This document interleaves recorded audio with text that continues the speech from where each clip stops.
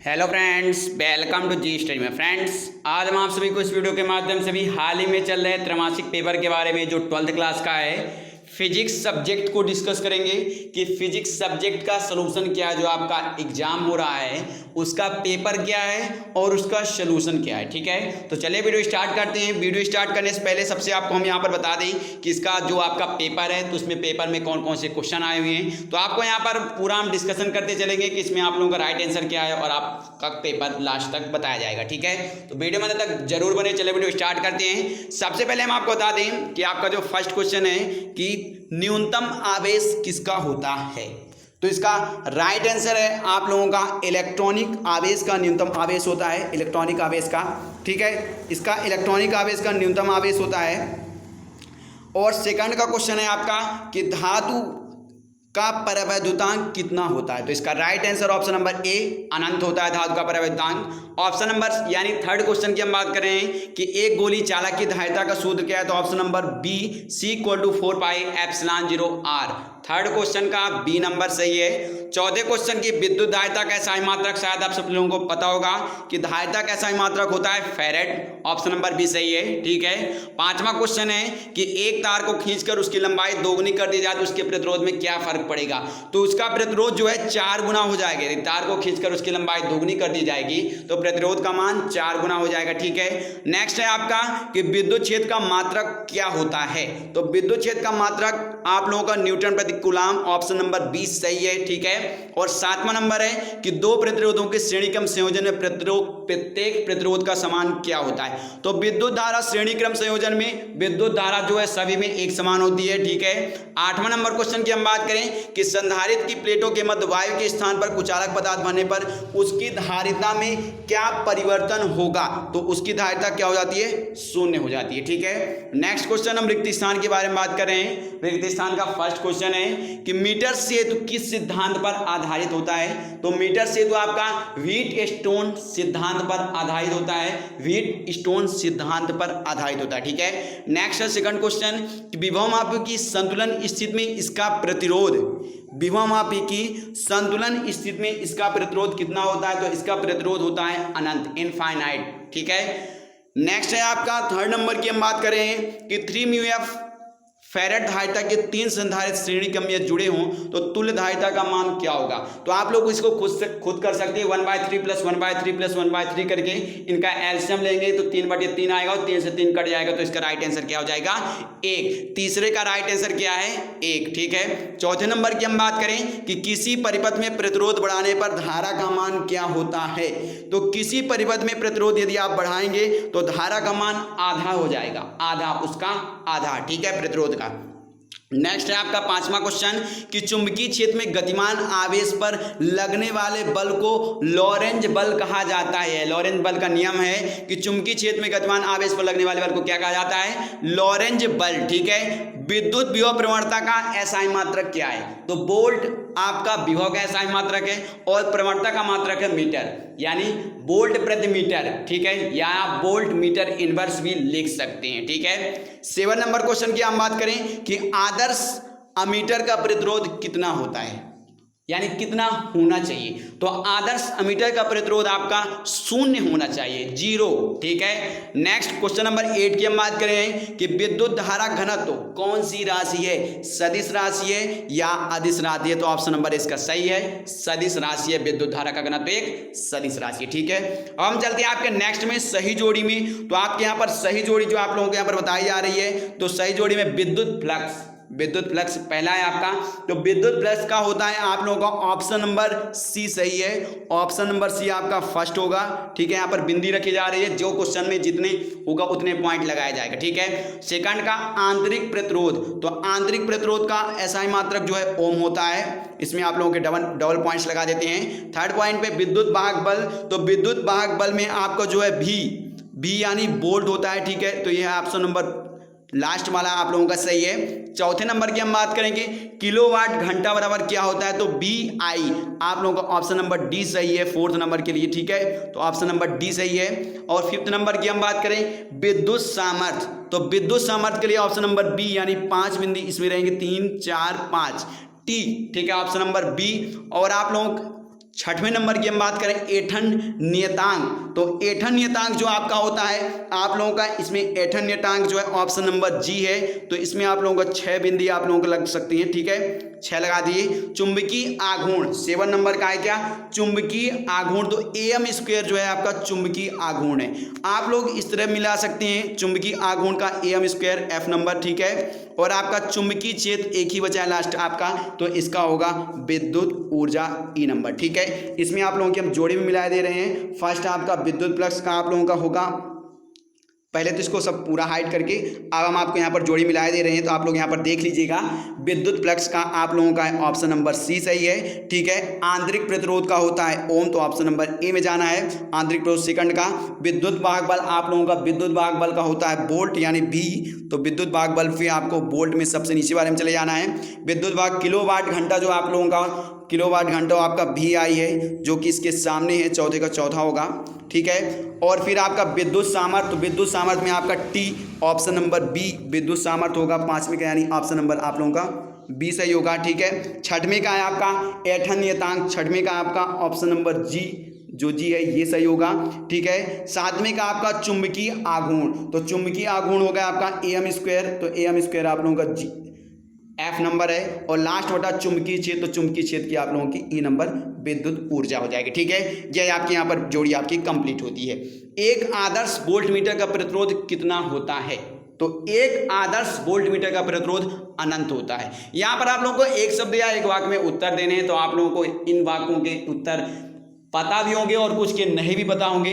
तो जिन भी क्वेश्चनों के यदि आपको इसमें से एक वाक्य उत्तर नहीं पता, तो आप हमें कमेंट्स करके जरूर बता दिएगा, क्योंकि यदि हम सभी क्वेश्चनों के यहाँ पर एक एक वाक्य एक शब्द में बताएंगे तो ज़्यादा टाइम लग जाएगा, ठीक है। नेक्स्ट हम बात करते हैं अनुगमन वेग से क्या तात्पर्य है। तो अनुगमन वेग से तात्पर्य आपको हम ये बता दें कि किसी चालक में, क्या, किसी चालक में इलेक्ट्रॉन विद्युत क्षेत्र के प्रवाह में एक नियत औसत वेग को अनुगमन वेग कहा जाता है। क्या, किसी चालक में इलेक्ट्रॉन विद्युत क्षेत्र के प्रभाव में एक नियत औसत वेग से प्रभावित होता है, और इसी नियत औसत वेग को अनुगमन वेग कहा जाता है। इसे भी और बेस में आपका स्मॉल डी से प्रदर्शित किया जाता है, ठीक है। ये आपकी 5th नंबर का आंसर था। नेक्स्ट हम बात करते हैं विद्युत विभव को परिभाषित कीजिए। तो विद्युत विभव को परिभाषित करना है कि अनंत से विद्युत क्षेत्र के अंदर किसी बिंदु तक लाने में, आप लोग को यहाँ पर हम समझा भी सकते हैं। यहाँ पर आप लोग जैसे हम यहाँ पर विद्युत क्षेत्र हो गया और एक पॉइंट अपन को हम अनंत पर मान लेंगे, ठीक है।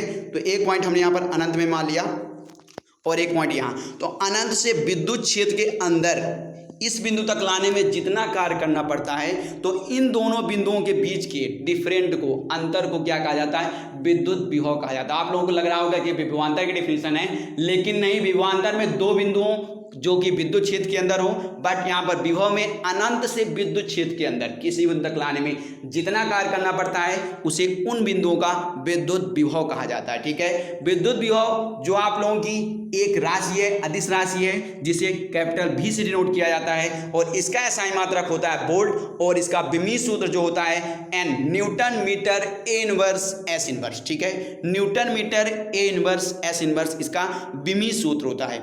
विद्युत क्षेत्र की तीव्रता को परिभाषित कीजिए। तो विद्युत क्षेत्र की तीव्रता, विद्युत क्षेत्र के किसी बिंदु पर एकांक धनावेश पर लगने वाले बल की दिशा को जो प्रदर्शित करता है, वही विद्युत क्षेत्र की तीव्रता कहलाती है। क्या, विद्युत क्षेत्र के किसी बिंदु पर एकांक धनावेश में लगने वाले बल की दिशा को विद्युत क्षेत्र की तीव्रता कहा जाता है, ठीक है। यहाँ पर आप लोगों का क्वेश्चन नंबर 7वां भी सेटिस्फाई हो चुका है। 8 नंबर की हम बात करें कि समविभव पृष्ठ किसे कहा जाता है। तो समविभव पृष्ठ किसे कहा जाता है, ऐसा पृष्ठ जिसके प्रत्येक बिंदु पर विभव समान होता है। क्या, ऐसा पृष्ठ जिसके प्रत्येक बिंदु पर विभव समान होता है समविभव पृष्ठ कहलाता है, ठीक है। क्योंकि लिखने का टाइम नहीं है, आप लोगों को यहीं पर याद हो जाना चाहिए कि ऐसा पृष्ठ जिसके प्रत्येक बिंदु पर विभव समान हो, वही समविभव पृष्ठ कहलाता है। इसके गुण हैं कि प्रत्येक बिंदु पर पृष्ठ का विभव समान होना चाहिए, एकांक धनावेश को इस पृष्ठ की एक बिंदु से दूसरे बिंदु तक ले जाने में कोई कार्य नहीं करना पड़ता है, दो समविभव पृष्ठ एक दूसरे को कभी नहीं काटते हैं,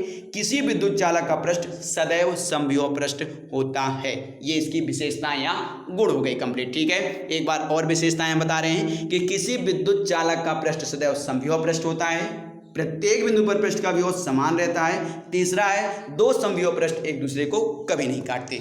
नेक्स्ट हम चलते हैं कि परावैद्युतांक पदार्थ, परावैद्युत पदार्थ क्या कहलाता है। तो वे पदार्थ जो आयनों में विद्युत को प्रवाहित नहीं होने देते। ध्यान से सुनिएगा आप लोग, वे पदार्थ जो आयनों में विद्युत को प्रवाहित नहीं होने देते हैं लेकिन विद्युत प्रवाह का प्रदर्शन करते हैं, क्या कहलाते हैं? परावैद्युतांक या परावैद्युत माध्यम कहलाती हैं। ध्यान से कि वे पदार्थ जो आयनों में विद्युत को प्रवाहित नहीं होने देते हैं लेकिन विद्युत प्रवाह का प्रदर्शन करते हैं, शो करते हैं कि हम विद्युत धारा प्रवाहित कर रहे हैं, उसे परावैद्युत माध्यम कहा जाता है। फॉर एग्जांपल आप लोग वायर भी ले सकते हैं। वायर में जो ऊपर प्लास्टिक लगी रहती है वो केवल दर्शाता है कि इसमें से धारा प्रवाहित हो रही है ऊपर वाले प्लास्टिक से, लेकिन उसमें से नहीं, उसके अंदर जो तार रहती है उससे धारा प्रवाहित की जाती है। लेकिन ऊपर वाला केवल दिखावा करता है कि हमसे धारा जा रही है, जो रबड़ रहता है। ठीक है, तो इसकी डेफिनेशन आप लोगों के समझ में आ गई होगी। यह दो प्रकार के होते हैं, ध्रुवी तथा अध्रुवी। ठीक है, नेक्स्ट क्वेश्चन की हम बात करते हैं, विद्युत स्थितिज ऊर्जा को परिभाषित कीजिए। तो विद्युत स्थितिज ऊर्जा को हम यहाँ पर परिभाषित कर रहे हैं। इससे तो सबसे पहले कैपिटल यू से डिनोट किया जाता है। तो विद्युत क्षेत्र के किसी बिंदु में, किसी बिंदु को मानक स्थिति से वर्तमान स्थिति तक लाने में, यानी पिछली स्थिति से वर्तमान स्थिति तक लाने में जितना कार्य करना पड़ता है उसे विद्युत स्थितिज ऊर्जा कहा जाता है। ठीक है, क्या? विद्युत क्षेत्र के किसी बिंदु को मानक स्थिति से वर्तमान स्थिति तक लाने में जितना कार्य करना पड़ता है उसे विद्युत क्षेत्र की स्थितिज ऊर्जा कहा जाता है। इसे कैपिटल यू से डिनोट किया जाता है। कैपिटल यू बराबर होता है minus P E cos theta. ठीक है, minus P E cos theta. यहाँ पर आप थीटा की वैल्यू रखकर भी यू का मान निकाल सकते हैं यदि करना चाहें तो।